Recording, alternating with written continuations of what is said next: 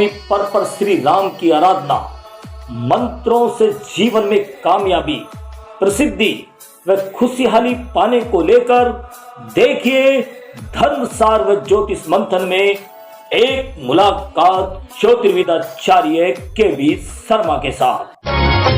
मंगल भवन या मंगल हारी, द्रवहुष दशरथ अचर बिहारी। होई है वही जो राम रचि राखा, तो कर तरफ बढ़ावे साखा। नमस्कार।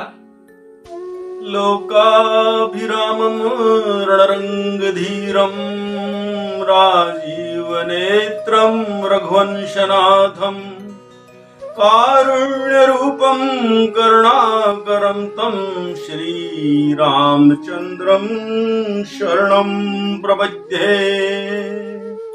मित्रों, मैं ज्योतिर्विद K V. Sharma Navrang news India YouTube channel के सौजन्य से आप सबका हार्दिक अभिवादन करता हूं, अभिनंदित करता हूं।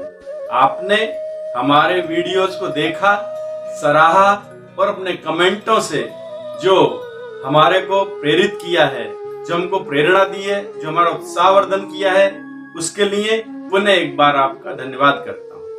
मित्रों, आज का विषय है रामनवमी कब मनाएं और कैसे मनाएं, और किन सिद्ध मंत्रों के द्वारा हम भक्ति और मुक्ति के अभिष्ट की सिद्धि प्राप्त करें। इस विषय पर अपनी चर्चा प्रस्तुत कर रहा हूं। देखिएगा, रामनवमी भगवान श्री राम का जन्मोत्सव है और भगवान श्री राम विश्व भर के अंदर पूजे जाने वाले एकमात्र ऐसे देव हैं जिनको भारतवर्ष नहीं अपितु विश्व के अंदर मॉरिशस, मलेशिया, कंबोडिया, थाईलैंड, इसके अतिरिक्त Laos, Iran, Iraq, Vietnam, Britain, America, Russia, सभी जगह भगवान राम का पूजन अर्चन बड़े भाव से किया जाता है। लाओस में तो कई सड़कों के और पुलियाओं के नाम भी भगवान राम के नाम पर ही रखे गए हैं। इसके अतिरिक्त ईरान और इराक के अंदर जो गुफाएं हैं, उनके बाहर जो भित्ति चित्र हैं, उन पर लगातार भगवान की रामलीलाओं का रेखांकन, चित्रांकन अंकित है। इसके अतिरिक्त मलेशिया, मॉरिशस, कंबोडिया ऐसे देश हैं जहां रेगुलर नित्य रूप से भगवान की रामलीलाओं का, भगवान राम की लीलाओं का मंचन सदा सर्वदा 12 महीने होते रहता है। इसी क्रम में समस्त भारतवर्ष के अंदर ही नहीं अपितु जो जितने भी राम के मानने वाले, पूजे जाने वाले देश हैं, सभी जगह इस चैत्र शुक्ल नवमी को भगवान राम का जन्मोत्सव मनाया जाता है। चैत्र शुक्ल नवमी को भगवान राम ने सरजू के प्रमाण वाली अयोध्या नगरी में जो है दशरथ जी के घर में जन्म लिया था, जिसका प्रमाण बाबा तुलसीदास ने रामचरितमानस में इस प्रकार दिया है कि जोग लगन तिथि बार तिथि सकल भय अनुकूल, अजर अचर हर्ष अति राम सुख मंगल मूल। नौमी तिथि मधुमास पुनीता, मध्य दिवस अभिजित हरिप्रीता। मध्य दिवस अरु शीतन धामा, पावन लोक अखिल विश्रामा। तो इस प्रकार नौमी तिथि को भगवान राम ने अभिजित मुहूर्त के अंदर मध्याह्न के समय में और शुक्ल पक्ष में भगवान राम ने अपना अवतार अयोध्या में माता कौशल्या के गर्भ से और भगवान दशरथ के घर में लिया। अब इस नौमी तिथि के अंदर सभी जो है भगवान राम का पूजन अर्चन करके और इस त्योहार को बड़े हर्षोल्लास से मनाते हैं। राम के जन्मोत्सव का त्योहार और पूजा की विधि इस प्रकार मनाई जाती है कि जो अब की बार यह नौमी तिथि 10 अप्रैल 2022 को मध्य रात्रि 1:32 पर प्रारंभ होगी और जो 11 तारीख को अपराह्न 3:25 बजे तक रहेगी। लेकिन चूंकि हमारे यहाँ सूर्योदय जिस तिथि में होता है उसी दिन उस त्योहार का आनंद लिया जाता है, उसी दिन त्योहार को मनाया जाता है। तो 10 अप्रैल 2022 को जो भगवान राम के पूजन का शुभ मुहूर्त होगा वो होगा 11:22 से लेकर के और 1:30 तक। इस अवधि में आप भगवान राम का पूजन, अभिषेक आदि करें।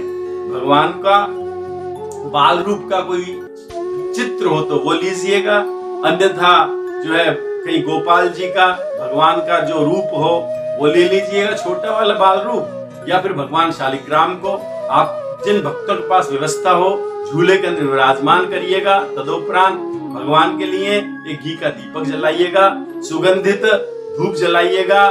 उसके बाद भगवान का शंख के अंदर पंचामृत लेकर के पुरुष सूक्त से सहस्त्र सिरेखा पुरुष सहस्त्राक्ष सहस्त्रपाद स भूमि गुंसर्दृथ्यांगुलम, इस प्रकार 16 मंत्र जो पुरुष सूक्त के हैं उनसे भगवान का उस शंख में पंचामृत भर के अभिषेक कीजिएगा। पुरुष सूक्त से जो नहीं कर सकते वैदिक, उनके लिए ओम रांग रामाय नमः भगवान के इस मंत्र से उनका अभिषेक कीजिएगा। रामाय रामभद्राय रामचंद्राय वेदसे रघुनाथाय नाथाय सीताय पदे नमः। इस प्रकार के मंत्रों से अपने भाव से, बड़े प्रेम से, बड़े श्रद्धा से भगवान का जो है अभिषेक कीजिएगा। तदोपरांत भगवान को शुद्ध जल से, गंगा जल से स्नान कराइएगा। भगवान को केसर से युक्त चंदन का आलेपन कीजिएगा। तदोपरांत भगवान को इत्र आदि चढ़ाइएगा। केसर आदि, रंग गुलाल आदि से भगवान का जो है श्रृंगार कीजिएगा। पीले पुष्पों से विशेष रूप से भगवान का अर्चन कीजिएगा। और संभव हो सके तो राम सहस्त्र नामावली, राम अष्टोषत नामावली से अक्षतों को पीला करके और 2 अक्षर छोड़ते भगवान राम का जो है इस प्रकार अर्चन कीजिएगा। और तदोपरांत भगवान को खीर और मेवा युक्त जो है उसका खाद्यान्न का भगवान को भोग लगाइएगा। तुलसी दल अवश्य अर्पित कीजिएगा। तदोपरांत भगवान की आरती कीजिएगा। भय प्रकट कृपाला दीन दयाला कौसल्या हितकारी हर्षित महतारी मुनि मनहारी अद्भुत रूप निहारी। इस प्रकार भगवान की आरती करके और भगवान राम के गुणों का गान करते हुए और बड़े प्रेम से प्रसाद को ग्रहण कीजिएगा। अब मैं आपको भगवान की समय यानी किस समय पूजा करें और कैसे पूजा करें सूक्ष्म में इसका आपको विवरण किया। अब बताता हूँ कि भगवान राम के किन मंत्रों से हम अपनी अभिष्ट सिद्धियों को प्राप्त कर सकते हैं। देखिएगा, भगवान राम का जन्म सूर्य पुत्र इक्ष्वाकु कुल में हुआ था, इसलिए भगवान सूर्यवंशी कहलाते हैं। तो भगवान राम की प्रसिद्धता प्राप्त करने से पहले उनके कुल गुरुओं की, उनके कुल देवों की जो है अर्चना आवश्यक होती है। तो इसलिए जब भी आप भगवान राम की सिद्धि प्राप्त करना चाहें, भगवान राम की कृपा प्राप्त करना चाहें, तो पहले सूर्य का आराधन कीजिएगा। तदोपरांत फिर रामानुज संप्रदाय में सर्वाधिक प्रचलित और दिया जाने वाला एक राम मंत्र है, जिसको बोलते हैं षडाक्षर मंत्र। उस षडाक्षर मंत्र के इस प्रकार है, राम रामाय नमः।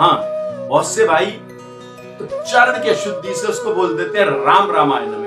राम रामाय नहीं है, उसका सही उच्चारण है राम रामाय नमः। रा के बाद ग साइलेंट रहेगा, राम रामाय नमः। तो इस राम रामाय नमः मंत्र का आप भक्ति मुक्ति के लिए प्रयोग कर सकते हैं। इसको किसी योग्य वैष्णव से, संत से, साधु से, गुरु से अपने कान के अंदर आप श्रवण करके हृदय के अंदर उतारिएगा। जब यह मंत्र आपके कान में किसी योग्य और तपस्वी गुरु के माध्यम से प्रवेश करे तो ही यह मंत्र आपके लिए सिद्धिप्रद होगा। मैंने वीडियो में बोल दिया, आपने सुन लिया, अन्य किसी से भी सुन लेंगे, लेकिन इसका आपको विशेष लाभ नहीं मिल पाएगा जब तक कि किसी ऐसे विशेष संत और वैष्णव से जिसने इस मंत्र का 1.25 करोड़ जाप किया हो, उसके मुख से जब यह मंत्र आपके कान में प्रवेश करेगा तो निश्चय ही आपको यह मंत्र सिद्धि प्रदायी होगा, आपकी सभी भक्ति मुक्ति की कामनाओं को पूर्ण करने वाला होगा। इसी मंत्र को जब आप धन प्राप्ति के लिए प्रयोग करना चाहें तो इसके लिए श्रीं रामाय नमः, यह साइलेंट रहेगा, श्रीं रामाय नमः। जब आप इस मंत्र को वर्चस्व प्राप्ति के लिए, शौर्य प्राप्ति के लिए, तेज प्राप्ति के लिए, यश प्राप्ति के लिए प्रयोग करना चाहें तो इसके लिए आप करेंगे ह्रीं रामाय नमः, ह्रीं रामाय नमः। इस प्रकार इस मंत्र का उच्चारण करके और आप इसका जितना भी 108 या और अधिक जितना भी जाप कर सकें, तो सबसे पहले मंत्र से कामना पूर्ति के लिए आपको मंत्र को सिद्ध करना होगा। सिद्ध करने के लिए क्या करना होगा कि आपको इस मंत्र की 108 आहुतियां अग्निदेव को समर्पित करनी होंगी। विधि विधान से यज्ञ विधान को पूरा करके किसी योग कर्म कांडी ब्राह्मण के निर्देशन में इस मंत्र की आप 108 आहुतियां अग्निदेव को पूरी विधान से समर्पित करें। तदोपरांत इस मंत्र का 1.25 लाख जाप शुभ समय के अंतर्गत करें। हो सकता है तो किसी नवरात्रा में करें, बहुत बढ़िया रहेगा। उसके बाद जब भी आप प्रतिदिन नियमित रूप से इसको 1 माला, 2 माला, 5 माला, जितना भी, यानी एक दफा 1.25 लाख के बाद जब मंत्र आप सिद्ध कर लेंगे तो यह आपके लिए 1 माला, 2 माला रेगुलर करने से आपकी सिद्धियों को प्रदान करेगा। इसके अतिरिक्त एक विशेष मंत्र भगवान राम का बताता हूं, जिसको आप किसी भी अवस्था में, किसी भी तरह से, किसी भी हालत में जप सकते हैं। मंत्र है आपदाम भर्तारम दातारम सर्व संपदाम लोकाभिरामम श्री रामम भूयो भूयो नमाम्यहम। यह एक भगवान राम का ऐसा मंत्र है जिससे आपकी सभी आपदाओं के निवारण के लिए, आपकी विपत्ति नाश के लिए, कामना पूर्ति के लिए, महा दुख के निवृत्ति के लिए, विशेष जो भी आपका कैसा भी रोग रुग्ण काल उसकी समाप्ति के लिए आप इस मंत्र का प्रयोग कर सकते हैं। इसके लिए आपको नहाने का, धोने का, शुद्धता का, शुचिता का कोई नियम नहीं है। जिस अवस्थिति में चलते फिरते बैठते बैठते भाव कुभाव अनख आलसु नाम जपत मंगल दिशि दसु, इस प्रकार आप इस राम जो मंत्र का जाप करेंगे तो यह मंत्र आपके लिए पूर्ण सिद्धि प्रद होगा। और एक विशेष जो राम रक्षा स्तोत्र भगवान राम का जो है वो सभी सिद्धियों को देने वाला है। कैसी भी आपकी सिद्धि हो, एक दफा आप राम रक्षा स्तोत्र को सिद्ध कर लीजिएगा। राम रक्षा स्तोत्र को विभिन्न शास्त्रों में विभिन्न ऋषियों द्वारा प्रतिपादित किया गया है, लेकिन हम जिस राम रक्षा स्तोत्र की चर्चा कर रहे हैं वो बुद्ध कौशिक ऋषि द्वारा विरचित राम रक्षा मंत्र है। उस राम रक्षा मंत्र को, जो कि बुद्ध कौशिक ऋषि द्वारा विरचित है, एक बार किसी कर्मकांडी ब्राह्मण के सानिध्य में 108 आहुति दे करके और उसको सिद्ध कर लीजिएगा। तदोपरांत नवरात्रा पर्यंत या किसी शुभ समय के अंदर 4 नवरात्र आते हैं वर्ष के अंदर। पहला आता है वासंती नवरात्रा, फिर आता है आपका आषाढ़ नवरात्रा, फिर आता है आपका फाल्गुन, वो उसका जो है शरद नवरात्रा, तदोपरांत फाल्गुन मास का नवरात्रा। किसी भी नवरात्रे में 9 दिन तक 21 पाठ प्रतिदिन करके और 9वें दिन उसका हवन करके आप इसको सिद्ध कर लीजिएगा। तदोपरांत आप नाम रक्षा स्तोत्र का दैनिक रूप से एक पाठ करते रहिएगा। यदि आप जब इसका पाठ करते हैं और अपने सामने जल के अंदर 2 इलायची डाल करके उस जल को अपने हाथ से स्पर्श करके रखते हैं, तो उस जल को आप किसी भूत प्रेत आदि से व्याधित व्यक्ति पर छिड़केंगे तो वो स्वस्थ हो जाएगा। किसी रुग्ण आदमी को पिलाएंगे तो उसका रोग दूर हो जाएगा। उन इलायचियों को आप किसी जो है बालक को या किसी जो है शिक्षार्थी को देंगे तो उसकी जो है बुद्धि प्रखर हो जाएगी। जो उसकी वाणी अशुद्ध है तो उसकी वाणी शुद्ध हो जाएगी। यानी यह राम रक्षा स्तोत्र मंत्र। इनके अतिरिक्त आपको सभी सुभौतिक, आदि दैविक, आध्यात्मिक त्रिविध तापों को हरण करने वाला और सभी आपकी कामनाओं को पूर्ण करने वाला यह राम मंत्र जो है आपके लिए सर्व प्रकार सिद्धिप्रद होगा। इन मंत्रों का आप इस प्रकार सिद्धि करके और किसी भी प्रकार से जो है अपना जो है जीवन सफल कर सकते हैं। देखिएगा, भगवान श्री राम जन जन के प्रिय हैं। भगवान राम का यह जो मैंने आपको मंत्र बताए हैं, इनका आप सिद्धि प्राप्त करके और बड़े आराम से इनका जाप कीजिएगा, सिद्धि कीजिएगा और अपनी मनोकामनाओं की पूर्ति कीजिएगा। और फिर इस प्रकार अपना इस चैनल को हमारे को सब्सक्राइब कीजिएगा, बेल आइकन को दबाइएगा पुनः, ताकि हमारे नए नोटिफिकेशन आपको मिलते रहें। सभी को रामनवमी की बहुत बहुत शुभकामनाएं, मंगल कामनाएं। भगवान हमारे राष्ट्र को समृद्धि प्रदान करें, हमारे राष्ट्र को आरोग्य प्रदान करें, आप सभी को सुख समृद्धि प्रदान करें, आपकी मनोकामनाएं पूर्ण करें। इन्हीं शुभकामनाओं के साथ जय श्री राम।